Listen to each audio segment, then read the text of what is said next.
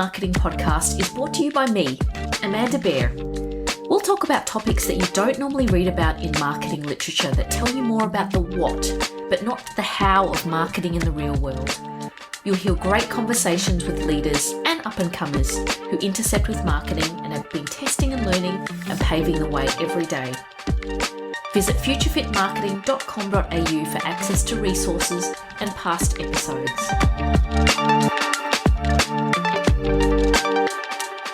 No matter the size of your business, as you scale, it's important to build a plan to manage your customer data, actionable for marketing, of course with the right protection considerations. In this episode, we deep dive into approaches to building compelling and personalised customer experiences and communications with data. Businesses throughout COVID rapidly diverted efforts to digital transformation. And digital platforms have been investing heavily in buying and building integrated technology solutions. And data scientists and data engineers are some of the most sought after and in-demand roles there are these days. This has happened as consumers have come to expect speed, convenience, and ease, and a level of personalisation as an expectation of brands, not just a nice to have. So with rapidly shifting consumer behaviour, how do you determine what data to collect and the right level of personalisation that adds value to your customers but doesn't border on creepy? And with regulatory changes in Australia increasing penalties for serious data breaches, consumers, and rightly so, are expecting from brands a much higher standard of protection on their data. I speak to Michelle Thang, who's a Senior Loyalty and Lifecycle Propositions Manager at WooliesX. Michelle's vision is to build a world where 100% of customers look forward to every one-on-one engagement with the brand she works for. Michelle's a marketing data strategist, and with more than 20 years of learning across retail, media, financial services, she's currently with FMCG at WooliesX. She tells me she's had an abundance of fun using actionable data insights to tell compelling stories, coupled with a wealth of both successes and failures too, on how to activate data across MarTech platforms to create phenomenal customer experiences.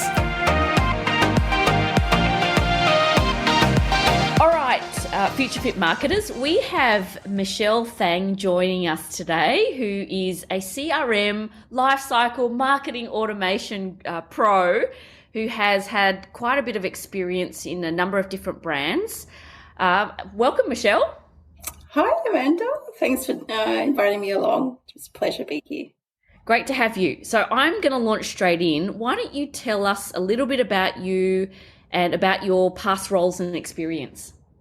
Yeah, so I would consider, I call myself a customer data strategist, and where that comes from is essentially I'm the interpreter of between, your marketers, your data insights and analysts, and your technology guys. And so my past has been, peppered with really steeped in data. So I have a very, very deep understanding of what we used to call below the line marketing or digital marketing, one-to-one marketing. I have a very deep knowledge of that. But then over the last decade or so, I got really close to the data insights and analysts and modeling side of things. So then I could translate how does a model then become actionable or insight become actionable. And then over the last few years recently, and especially with yourself over at Gumtree, I learned the ins and outs of technology and what it takes to enable those data insights from marketing to action on through the technology for it to go to market. So, in terms of what I love to do is work with organizations who have large masses, amounts of data, who have a hunger for being able to synthesize that data, make it actionable, and then, create beautiful journeys or experiences for their customers through their platforms. So, being able to do that and play in that space is what I love every day. So you talk about data and collecting the right sort of, whether it's first party data, the right sort of event triggers and things like that in your communication. Can you talk about what's important to collect to get that richness of information, to get the right sort of communications at the right time? Kind of depends on the organization, right? So if I was to walk into an organization and we were right at the very beginning and we were saying, okay, we want to start collecting first-party data. So the first thing, the easiest thing to do is to get your product, your UX, your technology, your marketing guys, get them into a room, map out the customer journey or the sales funnel, whichever you call it. If you map out your customer journey and you then say, okay, at every single step of that journey, what piece of information would you like to know about that customer? And then from that point, you go from step one, you want to know their name, their contact details, are they interested in XYZ versus ABC? And then the second part, what are they doing when they're browsing on your site or in your store? And then there's, once they go through purchase and then after sales purchase to try and get them back around again. So at every step of the way, you then ask yourself what information you want to collect from that piece or that step. And then that tells you in sequential order what data you should be collecting and what data you don't need to collect. And then that then makes that data actionable. Then you build your comm strategy or your data strategy off the back of that. And then that, goes end to end, being able to do nurture that customer all the way through your sales funnel, essentially. So first party data is different for everyone, but that's where I would start off at the very beginning in terms of if you're just new to it. But if you're fairly sophisticated about it and you've got tons and tons of data, I would be saying that what first-party data would be important is not necessarily what first-party data, because you're probably collecting lots of it already. It's just being able to organize your first-party data in a way that you can action.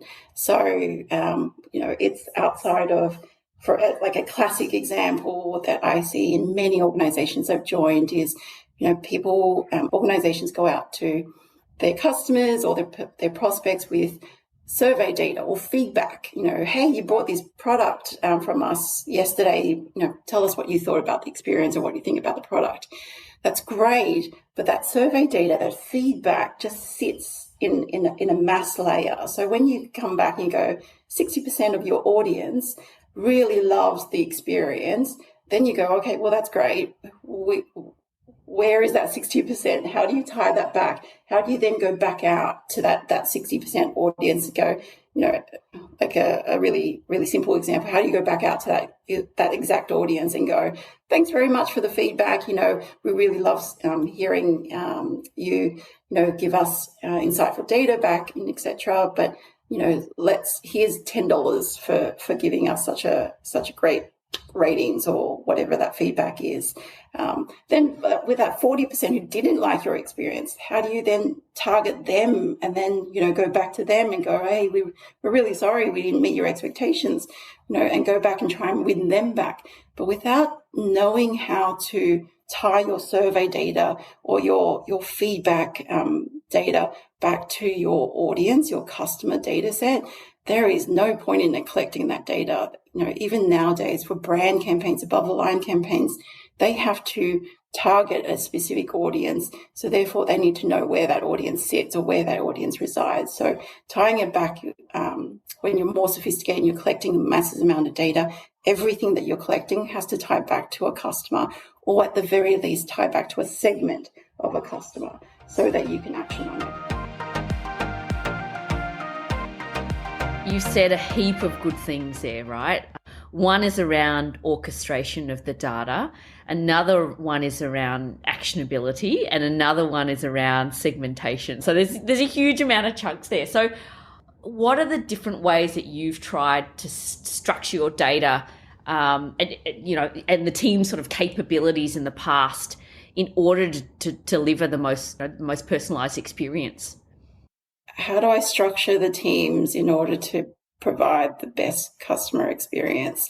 Is first, there's two ways I can think about that. So it's your skill sets, your team skill sets, and then your technology capabilities and how that is then utilized. So your human skill sets is for your marketers, it's being, everybody says the marketer has to be data driven, but not necessarily data driven, but just curious. You don't need to know how to code SQL. If you have an analyst, you can partner with your analyst, partner with your data team, and be curious, ask all the dumb questions of that data and say, great, you're giving me this insight. Thank you very much, data team. But tell me, what do I do with this data? Does this mean that if I go back out to this particular customer set, does this mean that XYZ is what we're expecting the outcome to be? And so, the key capabilities from a marketing point of view is just be curious, ask all the dumb questions. From a data point of view, a data team point of view, the best data insights analysts that I've seen are analysts that know how to frame their data to be able to go, okay, here are all your opportunities. Here's the size of each opportunity. Here's the outcome. And here's exactly how you target. Here's the insight from it. Here's the next best action. And therefore, here's the exact audience, the rules that you place around that audience to target that message. So instead of, ta-da, here's an insight, 60% of your base really love your website. Great. What do I do with that? That's not actionable. So yeah, from a data skill set point of view, it's being able to take that one step further, put yourself in the shoes of the marketer and go, okay, so what? What of that insight? How can I action that insight?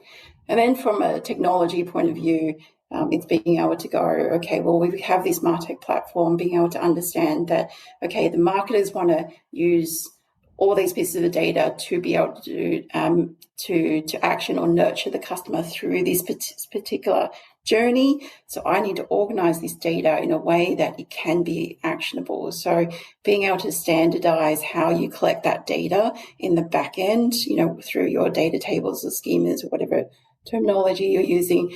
So in the back end, you can easily pull in and out of data and then surface that data into the different platforms that you need to action that data on. And so it's and also the key thing that I also learned from past experience is being able to connect all those different pieces of data in your tech platform using one or at least one or ideally two or three common characteristics. So whether it's your customer ID or your platform ID, there has to be a common connector for all those data sets to come back to, so that then there you can go back out and target that particular customer or segment. So that would be, understanding the technology guys to understand what the marketers want to do with the data to be able to build the foundations so that they can scale those capabilities, would be from a tech point of view.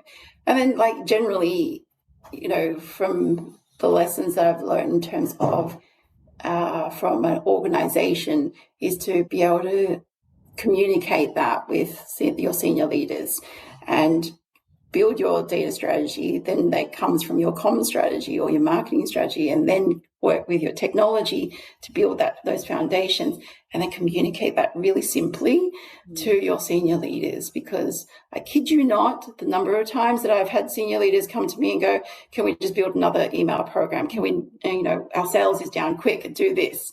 It's like, no, focus. We do this, we go mass, we will lose out on X, Y, and Z. And so be very, very clear about your strategy, and, understand that you can pivot. You can pivot according to the landscape, but know that there is a North Star that you're leading towards, and every step that you take is heading towards that North Star. You touched on there around the let's just get another email out scenario, right? So there's one end of the spectrum that's spray and pray because it's going to drive, immediate sales. And then the other end of the spectrum is more about personalisation, right? So how much does personalisation actually drive to increase conversion? Lots, in a word. I come from that background of one-to-one marketing. So, you're probably talking to a highly biased person here. So, for example, I think of it like a pyramid in terms of personalisation. So at the tip of your pyramid, your customer comm strategy, your tip of the pyramid would look like your one-to-one triggers. So pieces of information that specifically about Amanda that Amanda wants to know. So she's looked at a pair of red shoes, these particular red shoes on your site, and therefore I'm going to go and talk to Amanda about these red shoes.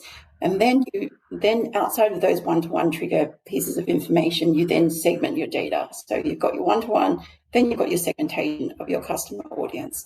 And so if you don't have a one-to-one timely trigger in place to talk to Amanda about, then you then say, well, Amanda belongs to a group or segment of customers who are female professionals who live in Sydney.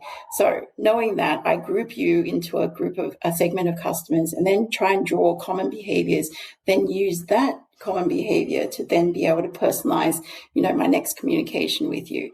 So, and then the bottom layer is all mass. So it's one of those things where, you could call it your brand campaigns, above line campaigns, your newsletters even. But when I structured our campaigns into, is it a one-to-one trigger?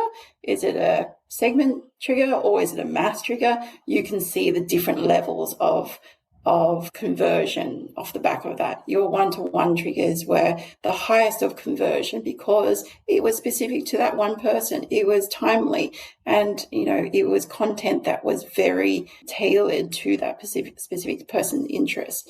Then your segment data performed in the middle of your one-to-one and mass, and your mass is all about your product updates and your business updates and things that generally driven by internal messages. And then they whilst it's still relevant and still performs very well, I would prioritize your one-to-ones, then your segments, then your mass, and therefore your conversions, and you'll be able to see your conversion rates off the back of that as well. So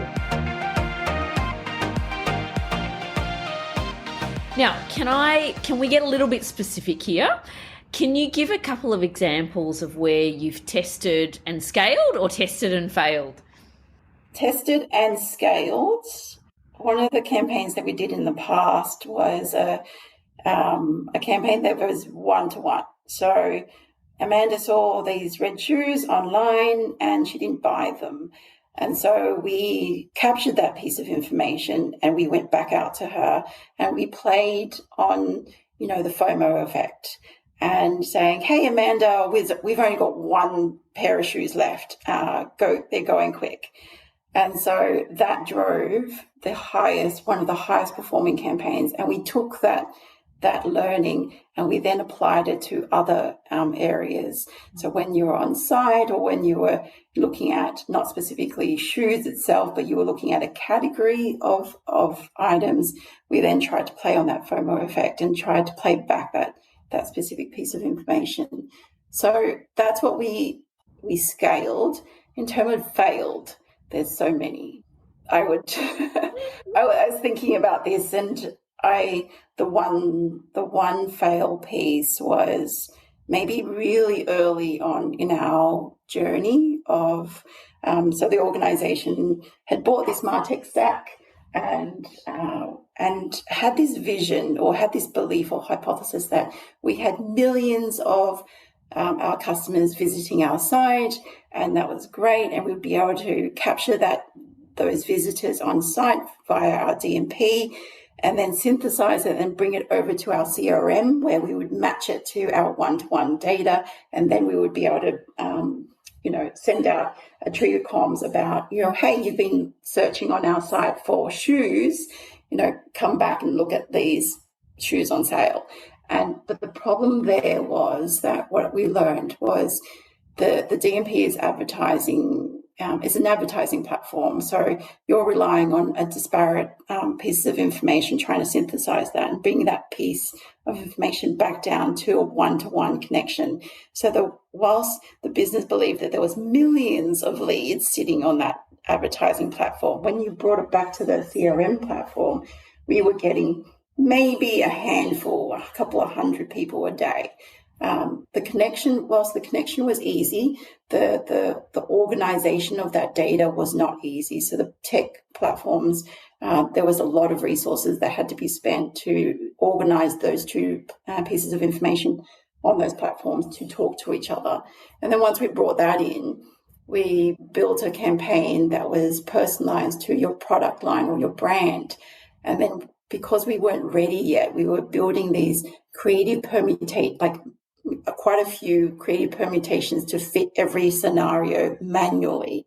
And so we had spent so much time doing that.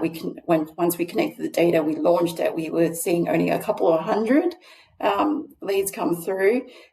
If my lessons were learned, like looking back, I'd be going, not right now. I need to set up my creative modules for it to be dynamic so that the platform can, create those different permutations. I'm not manually setting it up. And as well as looking at the data, where the data source is coming from, reset expectations of, what volume of data is coming from and what volume of leads that translates to. So that when you're looking at the cost and the benefit, being able to accurately assess what the benefit will be versus the mass amounts of resources that we had to spend to set it up. So that was probably, a very hard lesson to learn in terms of, combining marketing capabilities and technology and data cleanliness and the way it works. They're great lessons. Mm-hmm. I might switch it up a little bit and touch on marketing automation. Now, presumably, and keen to get your opinion here, you can't automate everything, or you don't start with automating everything, right? You potentially start and test and learn, and then, you move down that path. Maybe tell me what automation means to you and how you go on that journey. And then what does good look like in an organization? Automation for me means that you've got your pipelines set up between your platforms. So whether it's your customer data platform or your warehouse, whatever you're calling it, or your one single source of truth, all the pipelines are set up to feed that single source of truth, and then it's fed back out in terms of where it's been activated. And so the data pipelines are set up. That's from a data automation point of view. From a marketing automation point of view, it's, yes, it's always a test and learn, regardless of whether it's a manual campaign or automated campaign. It should always be set up as a test and learn. So for us, it was more of a case of, okay, so if it's an automated marketing campaign, we are still building journeys of which are branching out into A, B, and maybe C testing. So every step of the way that we were learning something small along the way, and we were tweaking it. And you were still going back into the automated journeys to tweak your test and learns and roll out your champions. But automation doesn't mean set and forget. And that's the pitfall that I think people believe, that, automation, once we set it up, we can just let it go. And even with machine learning, if you've chucked machine learning and AI into that, that's all fancy words. But at the same time, you've got to remember that, you're talking to a human being at the end of the day. And so therefore, your AI and your machine learning or whatever rules you've set into your automation still needs to be reviewed on a regular basis and say, okay, well, if I've set this up, does it still serve a purpose for me? Is it still, coming back with the appropriate conversion rates or the feedback that I'm getting? Am I getting unsubscribe rates from this? Is that growing? Being able to monitor those on a regular basis is what it's all about. So whether you choose automation and manual setups, it is a constant hand on the pulse to be able to do it. The benefit of automating it is it just runs in, like it's timely, it's triggered. So therefore you're not standing there waiting for your customer to do this one action on your website to then go, oh, this person needs to send we need to send an email or push notification for that one person. It just runs on its own. But again, I would highly recommend, depending on your volumes, is you go in to all of your campaigns, overview on a weekly or monthly or even quarterly basis, and review every single one and make sure that it's still doing the job that you set it out to do.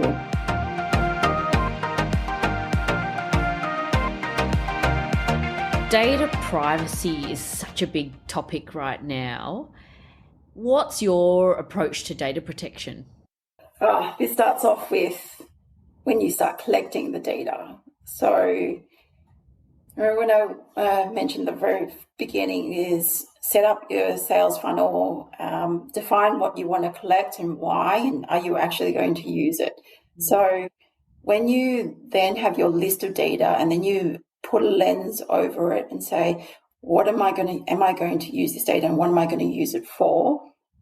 Make sure that those questions are reviewed on a regular basis. Not only for the reason that you don't want to collect data just for the sake of collecting data. There's still cost to collecting the data, storing the data, protecting that data. And as we've seen, previously, prior to this year, I guess, everyone saw if you had lots of data, it was a gold mine.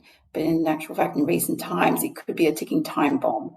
So be very careful what data you collect and for what reason, and have an expiry date to every single piece of that information. So if I were to use Optus, for example, Optus collected your credit card details, but stored your credit card details. Like, well, there should have been an expiry date placed on that piece of data where it was automatically purged.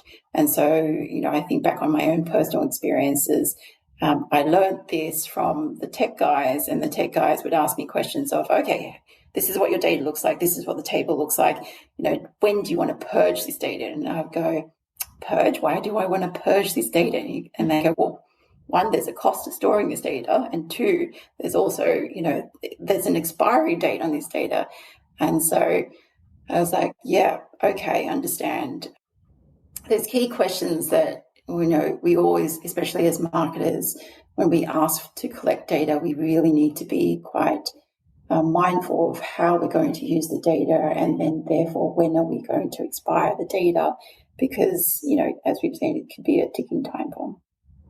What advice would you give to someone looking to scale capabilities in CRM, lifecycle, marketing automation? What do you call it these days? I would say, look, outside of your, looking on LinkedIn Learning or your Udemy kind of courses or your external courses, they're great to get a base foundational knowledge, but the best learnings that I get and the fastest way I learn is as soon as I start in an organization, I don't necessarily make friends with my marketing buddies. I beeline it for my data buddies, and I make best friends with the data team and the data analysts and data scientists in the organization. And I ask them the questions like, what data do we have? How do we store it? How do we use it? What data segmentation modeling do we have? How is it currently being used, those models? Who's using them? How they're using them? Things like that. And then take them out for coffee and then ask all the dumb questions. And every time they come to you with, a pack of insights, ask them, what do I do with it? Really. And then that bridges the gap between the data team and the marketing team, and being able to start to learn to speak that same language of, okay, that's great. Now we can do our work together to go, we take that insight, take the opportunity and launch it. And then the data analyst knows how to report on it as well. So it goes full circle.